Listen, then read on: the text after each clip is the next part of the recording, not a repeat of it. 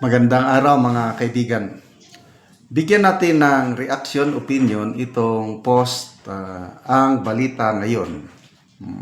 Reaction ito ni Mr. J. Sonza doon sa Ramil Madriaga, yung di umano Pogo Bagman ni BP Sara. Okay, title. J. Sonza, binanatan ang Madriaga Affidavit. Hoy, baliw! Naglabas ng reaksyon ang veteranong broadcaster na si J. Sonza matapos kumalat ang sinumpaang salaysay ni Ramil Madriaga na nag-aangkin umano ng koneksyon at personal na ugnayan kay Vice President Sara Duterte mula pa noong kanilang sinasabing law school days.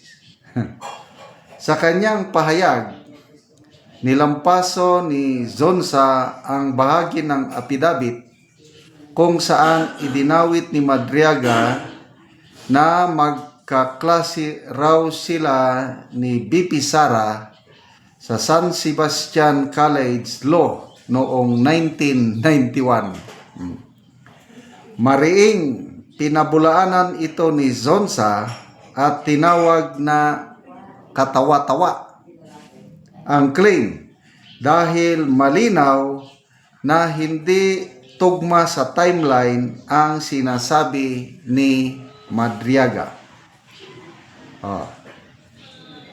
Ito ang pahayag ni Mr. J. Sonza. Classmate daw sa San Sebastian College Law School ni Ramil Madriaga si BP Inday Sara noong 1991. Hoy, baliw!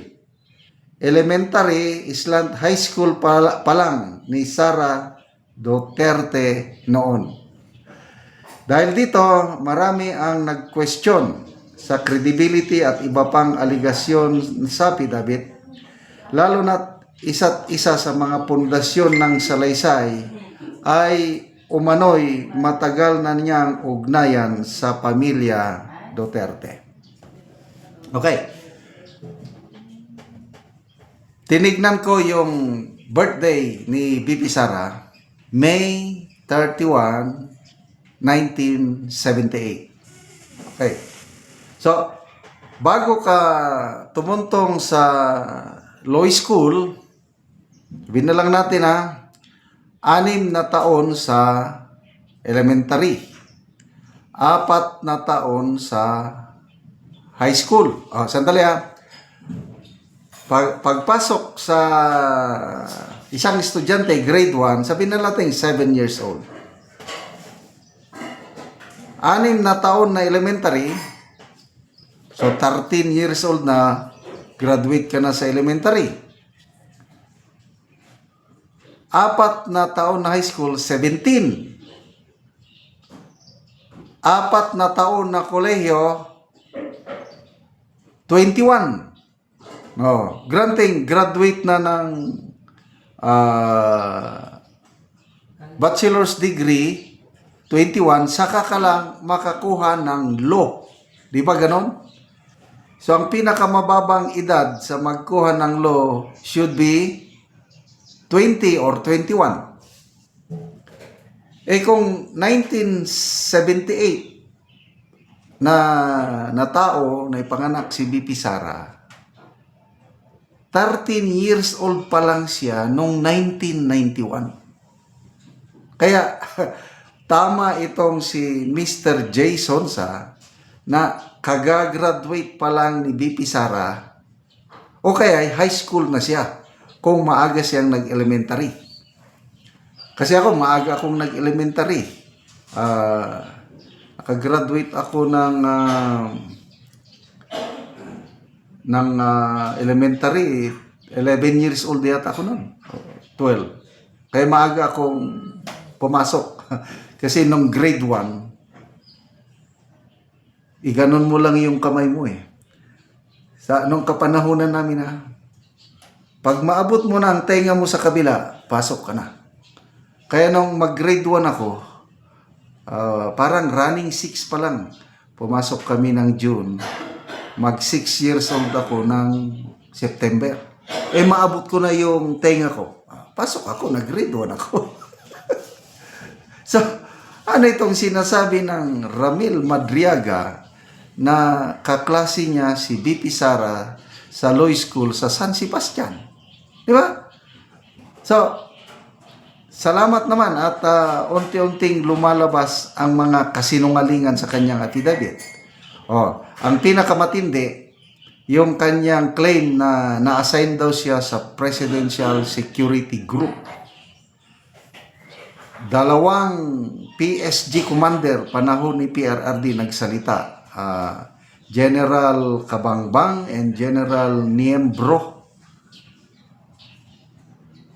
Sabi, wala kaming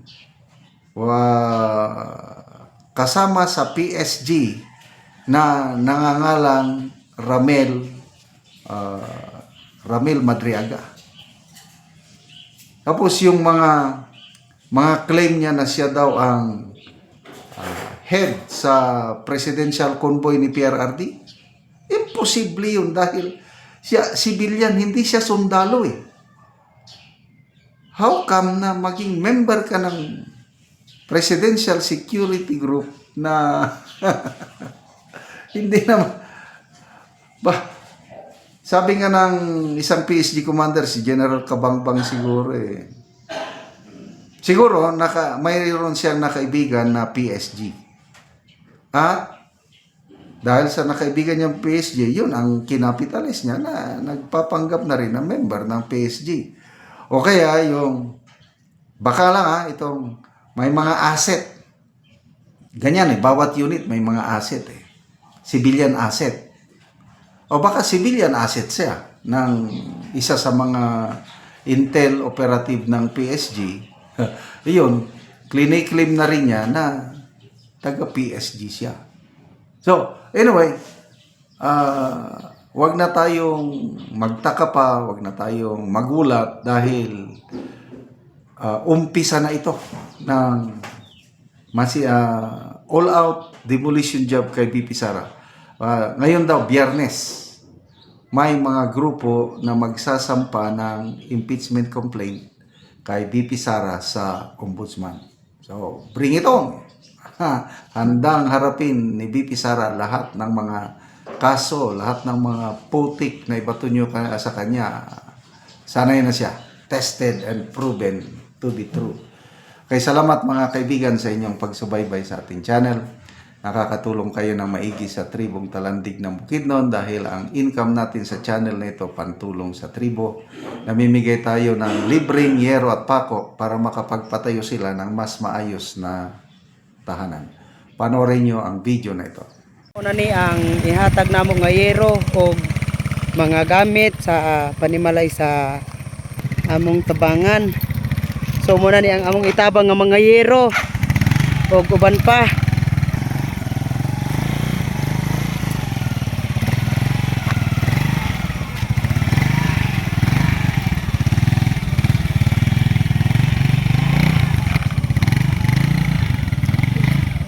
Karon abot magyod.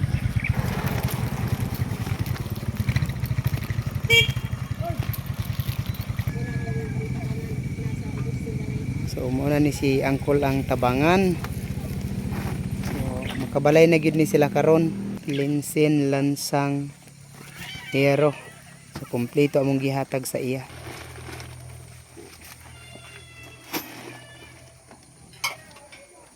Baba na yan.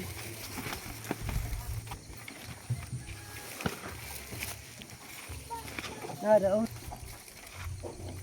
Naman gichikin dia.